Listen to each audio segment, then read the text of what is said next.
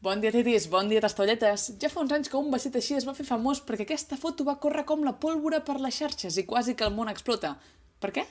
Perquè ningú es posava d'acord. És blanc i daurat o blau i negre? Des d'aleshores han sortit xancletes i altres objectes que canvien de color. Com podem explicar aquest fenomen científicament? Abans de res cal dir que el nostre cervell és un crac en inventar-se la informació i no només parlo dels exàmens, sinó de la seva capacitat d'imaginar, de fer feeling, quan no està segur d'una informació.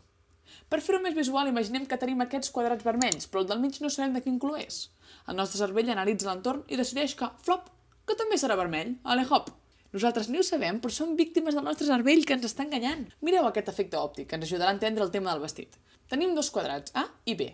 Com que hi ha una ombra, el nostre cervell interpreta que el quadrat B és més clar que l'A, però el veiem més fosc perquè hi ha una ombra, així que realment el veurem més clar. Té algun sentit el que estic dient? Bé, el cas és que si aïllem els dos quadrats... Uau! Espectacular! Són del mateix color, però el nostre cervell ens ha enganyat perquè ell realment creu que l'ombra feia el color més fosc del que realment és. Uau!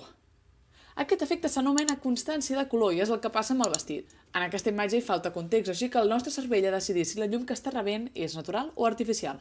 Si és natural, serà més blavosa i aleshores pensarà que el veiem blau, perquè la llum és blava i no perquè realment sigui blau, és a dir, que ens està distorsionant la realitat.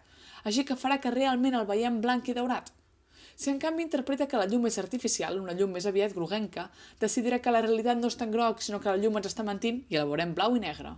I vosaltres què hi veieu? Blanc i daurat o blau i negre? Ja per acabar us deixo amb més vídeos de ciència per saciar la vostra set de coneixement i alguns de teatre per sentir-vos creatius com el vostre cervell. I no dubteu de subscriure-us, que no és il·legal. Bona nit, titis. Bona nit, tastaolletes.